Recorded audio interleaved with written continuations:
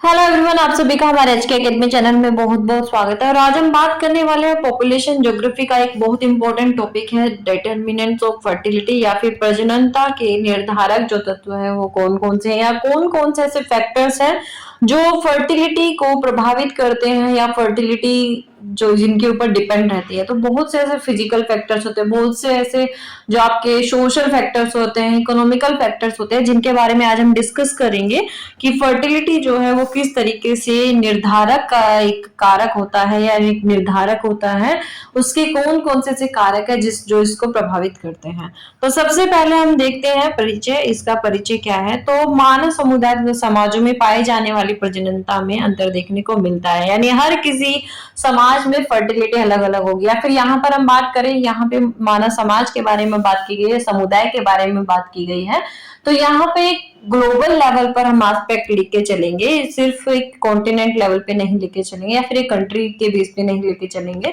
तो यहाँ पे ग्लोबल लेवल पे अगर आप देखोगे तो अलग अलग मानव समुदायों में अलग अलग तरीके का फर्टिलिटी पाया जाता है। जैसे आप देखोगे वेस्टर्न कंट्रीज की, तो वेस्टर्न कंट्रीज में जो है कहीं कहीं तो ऐसा है कि वहां पे पॉपुलेशन जो है बिल्कुल ही स्टेबल हो चुकी है, तो वहां पे फर्टिलिटी को ज्यादा प्रमोट नहीं करते हैं। यहाँ पे वहां पे फर्टिलिटी रेट जो है वो काफी कम है। वहीं अगर हम बात करें आपके इस्लामिक स्टेट्स की, फर्टिलिटी रेट जो है वो हाई मिलेगा। वो उसके बहुत सारे फैक्टर्स हैं, यानी हर समुदाय का अपना क्या है, अलग अलग प्रजननता पाई जाती है, अलग अलग इसमें क्या है, भिन्नता होती है। इनके अनेक जैविक, सामाजिक और व्यक्तिगत कारक उत्तरदायी होते हैं। इनके लिए अब जैसे फर्टिलिटी को कौन कौन से कारक प्रभावित करते हैं, तो जैविक हो सकता है, सामाजिक हो सकता है, या फिर किसी का पर्सनल फैक्टर भी होता है कि वहां पर फर्टिलिटी रेट हाई है या लो है। तो पर्सनल ओपिनियन पर भी ये डिपेंड करता है कि कहां पर फर्टिलिटी रेट हाई रहेगा और कहां पर लो रहेगा। अब हम बात करते हैं सबसे पहले कि हमें मीनिंग ही पता होना चाहिए कि फर्टिलिटी जो है, फर्टिलिटी क्या होता है। तो एक नियत समय अवधि में किसी स्त्री या स्त्री समूह द्वारा प्रदत्त सजीव जन्मों की आवृत्ति या शिशुओं की संख्या क्या कहलाते हैं, प्रजननता कहलाती है। यानी एक लिमिटेड टाइम पीरियड है। जैसे अगर मैं बात करूं 2011 से लेके 2021 तक कितनी महिलाओं ने या कितने महिलाओं के समूह ने कितने जीवित बच्चों को जन्म दिया। यहाँ पे सिर्फ जीवित बच्चों को हम काउंट करेंगे, जिन बच्चों का क्या है, इन्फेंट मोर्टिलिटी हो जाती है, तो उनको इसमें काउंट नहीं किया जाता है। सिर्फ जीवित या सजीव जो जन्मों को है उनकी संख्या कितनी है, उसको क्या कहा जाता है, फर्टिलिटी कहा जाता है। अब यहाँ पे हम डिस्कस करते हैं कि कौन कौन से ऐसे फैक्टर्स हैं जो फर्टिलिटी को प्रभावित करते हैं। तो यहाँ पर जो आपका बायोलॉजिकल फैक्टर है वो भी काफी प्रभावित करता है फर्टिलिटी को। इसके बाद आपका जो सोशो कल्चरल फैक्टर है ये भी काफी प्रभावित करता है, और जो डेमोग्राफिकल जो फैक्टर है ये भी काफी प्रभावित करता है आपके फर्टिलिटी को। यानी क्या है, आपका जैविक कारक, उसके बाद आपके सोशो कल्चरल यानी सामाजिक जो सांस्कृतिक कारक है वो, और तीसरा डेमोग्राफी यानी जनांगीय जो कारक है, ये सब क्या करते हैं, फर्टिलिटी को प्रभावित करने का काम करते हैं। अब सबसे पहले जैविक कारक या बायोलॉजिकल फैक्टर की बात करेंगे। तो बायोलॉजिकल फैक्टर में हमारी रेसिस जो है वो काफी इंपॉर्टेंट होती है। यानी जो रेसिस मैंने आपको मेरे YouTube चैनल पे आप देखेंगे तो वहां पे वीडियो भी आपको मिल जाएगी। रेसिस के बारे में काफी अच्छे से डिफाइन किया हुआ है, मैंने अलग अलग रेसिस के बारे में बताया हुआ है, तो आप वहां पे जाके देख सकते हैं। तो जैसे निग्रिटो होता है, ऑस्ट्रेलाइड होता है, भूमध्य सागरीय जो आपके रेसिस पाए जाते हैं, नॉर्डिक पाए जाते हैं, मंगोलॉइड पाए जाते हैं। तो हर कोई क्या है, जलवायु की दशा के अनुसार वहां पर अलग अलग जो है प्रजनन क्षमता पाई जाती है। तो आपको ध्यान रखना है कि रेसिस काफी अहम भूमिका निभाती है फर्टिलिटी रेट को, या फिर आपकी जो फर्टिलिटी है कहां पर ज्यादा होगी और किस रीजन में ज्यादा होगी, वो किस पर डिपेंड करता है, आपका फिजिकल फैक्टर या फिर जलवायु दशा पर। तो पुनरुत्पादन आयु या रिप्रोडक्टिव एज रसवला से उनकी समाप्ति तक होती है। यानी हमारे जो पीरियड्स आते हैं तब से लेकर आपका क्या है, एक रिप्रोडक्टिव एज जो है वो तैयार हो जाती है। यानी 15 से आपका 44 वर्ष ऐसा होता है जिसमें क्या है, आपका प्रजनन क्षमता या फिर फर्टिलिटी, आपका जो प्रोडक्टिव एज है वो शुरू रहती है। तो 15 से 44 वर्ष की आयु में हमारा जो फर्टिलिटी रेट है वो डिपेंड करेगा कि कितने उम्र में बच्चे जो है, विमेन जो है वो पैदा कर रही है। तो संतानोत्पत्ति क्षमता, किसी किसी स्त्री या पुरुषों में संतान उत्पत्ति क्षमता नहीं होना भी इसका मेन रीजन है कि वहां पर फर्टिलिटी वो कम रहता है। यानी क्या है कि या तो विमेन क्या है फर्टिलिटी नहीं कर पाते या फिर मेल में वो गुण नहीं होते कि वो फर्टिलिटी को प्रमोट कर सके, तो वो भी डिपेंड करता है आपका बायोलॉजिकल फैक्टर पे। इसके बाद सामान्य स्वास्थ्य, यानी कुछ बीमारियों के कारण प्रजनन क्षमता बिल्कुल या आंशिक तौर पर खत्म हो जाती है। यानी कुछ ऐसे ऐसी बीमारियां होती हैं जो क्या करती हैं, हमारे जो रिप्रोडक्टिव जो सिस्टम है उसको डैमेज कर देते हैं, जिससे क्या है फर्टिलिटी नहीं हो पाता। तो ये भी क्या करता है, प्रभावित करता है। ये भी क्या है, बायोलॉजिकल फैक्टर। दो फैक्टर इसमें मेन है। पहला क्या है आपका कि किसी किसी में या मेल हो गया या फीमेल हो गया, उनमें रिप्रोडक्टिव जो है वो ठीक से काम नहीं करता है सिस्टम, तो उनके संतान पैदा नहीं कर सकते हैं। इसका दूसरा मेन क्या है कि कुछ ऐसी बीमारियां हो जाए जिसकी वजह से क्या होता है कि जो रिप्रोडक्टिव जो आपकी कैपेसिटी है वो खत्म हो जाए, तो उससे भी संतान उत्पत्ति नहीं हो सकती। तो ये बायोलॉजिकल फैक्टर है।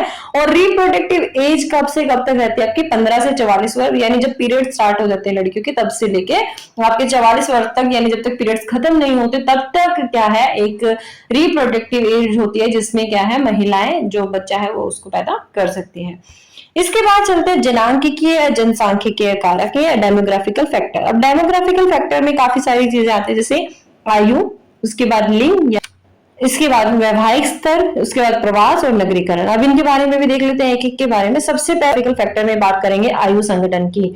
यानी आयु संगठन क्या है कि जिस देश की जनसंख्या में प्रजनन आयु वर्ग के स्त्री पुरुष का अनुपात अधिक होता है, वहां प्रजनन उच्च होने की संभावना होती है। जैसे भारत जैसे देश में क्या है आपका यंग पॉपुलेशन अधिक है, और यंग पॉपुलेशन अधिक होने का मतलब क्या है कि रिप्रोडक्टिव की जो एज ग्रुप है वो काफी, उसका जो ग्राफ है वो काफी ब्रॉड है, और यहाँ पर क्या है आपका जो प्रजनन आयु वर्ग है वो काफी अधिक होने की वजह से यहाँ पर फर्टिलिटी रेट भी हाई हो सकता है।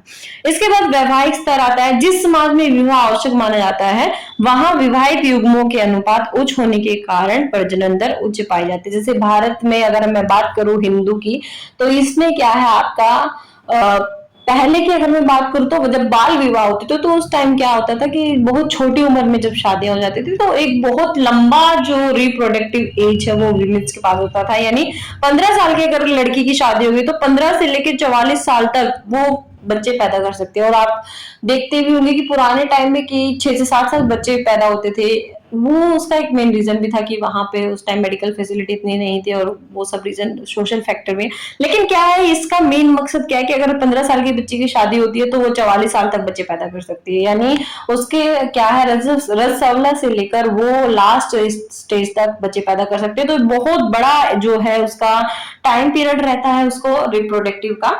इसके बाद अगर मैं बात करूं कि वहां पर विवाह आवश्यक है, यानी भारत जैसे कंट्री में क्या है आपको मैरिज जो है वो जरूरी है करना, तो यहाँ पर उसी के हिसाब से फर्टिलिटी रेट भी हाई मिलेगा। इसके बाद आप चलते हैं डेमोग्राफिकल फैक्टर में। नेक्स्ट फैक्टर पे लिंग परक प्रवास। अब जब किसी क्षेत्र से युद्ध, रोजगार आदि के लिए युवाओं का अल्प या दीर्घ काल के लिए अधिक संख्या में प्रवास होता है, तो वहां पर उस समय प्रजनन दर घट जाती है। जैसे मैं बात करूं सेकेंड वर्ल्ड वॉर के टाइम में, तो सेकेंड वर्ल्ड वॉर के टाइम में क्या हुआ था, वेस्टर्न कंट्रीज जो है वहां पर इतनी ज्यादा पुरुषों की कमी हो गई थी कि फर्टिलिटी रेट वहां पे बहुत ज्यादा कम हो गया था। और आज भी वो देखने को मिलता है कि वहां पर आप जाकर देखोगे तो फीमेल जो आपका सेक्स रेशियो है वो आपको फीमेल की फेवर में मिलेगा, यानी सेक्स रेशियो बहुत हाई होता है वहां पे।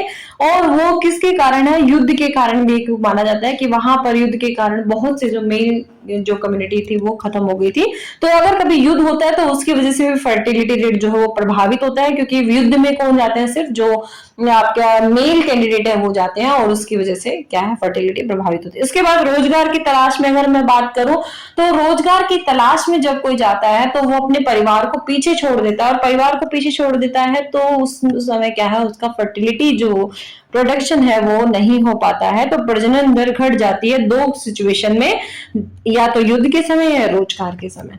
इसके बाद नगरीकरण की बात करें तो नगरों में स्त्रियों की तुलना में पुरुषों की संख्या अधिक होती है, क्योंकि वहां पे क्या है आपका कि एम्प्लॉयमेंट के लिए, एजुकेशन के लिए, हर पर्पज से जो आपका मेल कैंडिडेट उसको उसकी पहुंच आसान हो जाती है ज्यादा, तो वहां पर आपका जो है मेल के फेवर में ही रहता है आपका, तो पुरुष संख्या हमेशा अधिक मिलती है, और नगरों में प्रजनन दर क्या है निम्न पाई जाती है। इसके बाद नेक्स्ट क्या है आपका सामाजिक सांस्कृतिक कारक, सोशो कल्चरल फैक्टर, विवाह के प्रति समाज का दृष्टिकोण तथा विवाह की आयु काफी इंपॉर्टेंट है ये। यानी क्या है कि जहां पर शादी कंपलसरी है वहां पर क्या होता है आपका जो फर्टिलिटी जो है वो हाई मिलेगा। इसके साथ साथ विवाह की आयु कितनी रखी गई, यानी हमारे यहाँ पे मैं बात करूं तो लीगल एज जो है 18 से लेकर आप कभी तक भी शादी कर सकते हैं। तो 18 से लेकर 44 तक की एज में अगर किसी की शादी, किसी की 18 में शादी हो जाती है तो उसको 44 तक एज में जाने तक क्या है कितना बड़ा गैप मिल जाता है फर्टिलिटी का। तो ये क्या है आपको प्रभावित करता है काफी, यानी वहां पर विवाह की आयु क्या होगी। इसीलिए क्या कहा जाता है इंडिया में विवाह की आयु को बढ़ाने के लिए कहा जाता है। उसका मेन फैक्टर एक ये भी है कि पॉपुलेशन को कंट्रोल करने के लिए अगर हम विवाह की आयु थोड़ा बढ़ा देते हैं 21 से अगर 44 करते हैं तो उसमें हमारा जो टाइम पीरियड है प्रोडक्शन का ये कम हो जाएगा।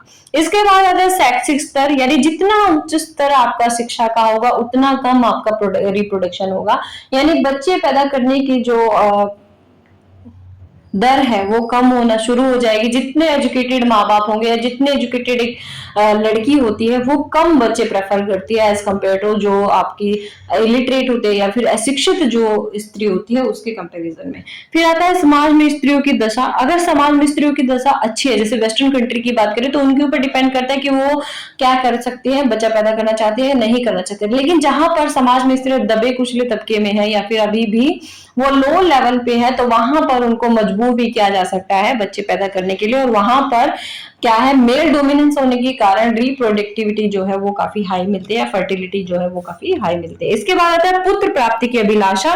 जैसे मैं बात करूं आपको इंडियन कल्चर की या फिर आपका जो आपका हिंदू कल्चर, इसमें हमेशा क्या माना जाता है, पुत्र जो है वही क्या होता है आपका जो प्रॉपर्टी है उसका मेन हकदार होता है। इसी तरीके से माँ बाप को बुढ़ापे में सहारा देने का जो कॉन्सेप्ट है वो क्या माना जाता है कि पुत्र ही माँ बाप को बुढ़ापे में सहारा देता है। तो इसमें जो पुत्र की लालसा है ये क्या करता है, फर्टिलिटी को बढ़ाने का काम करता है। अगर किसी को पहली बार अगर पुत्र नहीं होता तो दोबारा ट्राई करेगा, तीसरी बार ट्राई करेगा। इस तरीके से क्या है आपका पुत्र प्राप्ति की लालसा भी क्या करती है, फर्टिलिटी को काफी प्रभावित करने का काम करती है। इसके बाद धार्मिक विश्वास। धार्मिक विश्वास काफी इंपॉर्टेंट फैक्टर है क्योंकि आप देखेंगे कि धर्म के आधार पर अगर कभी जब भी आपने कोई रिसर्च पेपर देखा हो या कभी आपने डाटा देखा हो तो वहां पे देखोगे धर्म के आधार पर भी क्या की फर्टिलिटी प्रभावित होती है। जैसे अगर मैं बात करूं इस्लामिक धर्म की तो इस्लाम में क्या है आपको जो बच्चे हैं उसको क्या माना जाता है, अल्लाह की देन माना जाता है। तो वहां पर क्या है फर्टिलिटी जो है वो काफी हाई होती है। इसी तरीके से अगर मैं बात करूं ईसाई धर्म की तो वहां पर फर्टिलिटी क्या है काफी कम होती है। इसके बाद आता है जातीय संरचना। तो जातीय संरचना भी काफी डिपेंड करता है कि वहां पे फर्टिलिटी रेट जो है हाई रहेगा या लो रहेगा, यानी हाई कम्युनिटी की जो आपकी कास्ट है वो क्या करती है फर्टिलिटी को लो रखने का काम करती है या फिर वो कम बच्चे पैदा करती है एज कम्पेयर टू जो आपकी क्या है आपकी जो लोअर क्लास के जो कास्ट है उनके कंपैरिजन में। इसके बाद नेक्स्ट आता है आर्थिक कारक, काफी इंपॉर्टेंट इकोनॉमिक फैक्टर, यानी जो निर्धन या फिर जो आपके क्या है धनिक लोगों की अगर हम तुलना करें तो जन्म दर सबसे अधिक इनमें मिलती है, निर्धनों में मिलती है। क्योंकि इन लोगों का क्या मानना होता है कि जितने ज्यादा हाथ हमारे पास होंगे उतने ज्यादा हमारे पास पैसे आएंगे। तो यहाँ पर क्या है उच्च आय वर्ग के परिवारों में मनोरंजन के साधनों की अधिकता, बच्चों का उच्च स्तरीय पालन पोषण और संपत्ति को विभाजित होने से बचाने की इच्छा के अनुकूल छोटे परिवार को प्राथमिकता दी जाती है। उच्च जीवन स्तर बनाए रखने की तत्परता आदि के कारण कम प्रजनन क्षमता को बढ़ावा देना क्या है किनका काम है, धनिकों को काम है। लेकिन क्या है आपका जो निर्धन लोग हैं वो क्या सोचते हैं कि जितने हमारे ज्यादा बच्चे होंगे उतना ज्यादा हमारा इनकम सोर्स बढ़ेगा, तो इसलिए वहां पर फर्टिलिटी रेट या फिर फर्टिलिटी जो है आपको हाई मिलेगा, जबकि जो आपके जितने धनी लोग होंगे उसमें फर्टिलिटी जो है वो कम मिलेगा। तो ये था आपका इकोनॉमिकल फैक्टर। इसके बाद आता है पॉलिटिकल फैक्टर।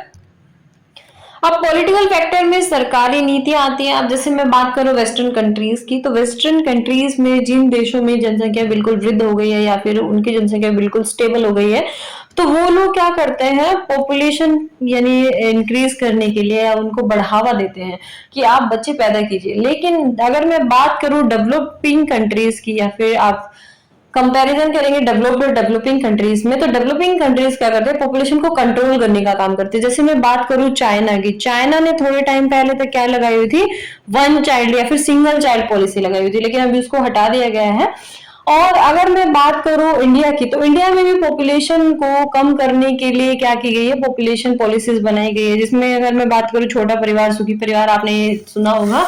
तो इस तरीके की पॉलिसीज जो है इंडिया में भी अब चल रही है कि पॉपुलेशन की को कैसे ना कैसे करके कम किया जा सके। यानी डेवलपिंग कंट्रीज में जहां पे पॉपुलेशन का ग्राफ बढ़ रहा है वहां पर पॉपुलेशन को कम करने के लिए पॉलिसीज चलती है, लेकिन जहां पर वेस्टर्न कंट्रीज की मैं बात करूं या फिर डेवलप्ड कंट्रीज की बात करूं, वहां पे पॉपुलेशन स्टेबल हो गई, तो वहां पर राजनीतिक जो पॉलिसीज है या फिर जो पॉलिटिकल पॉलिसीज है वो किस तरीके की बनती है, पॉपुलेशन को प्रमोट करने के लिए बनती है कि वहां पे पॉपुलेशन बढ़ सके। तो इस तरीके से क्या है, पॉलिटिकल फैक्टर काफी इंपॉर्टेंट है आपको फर्टिलिटी को प्रभावित करने के लिए।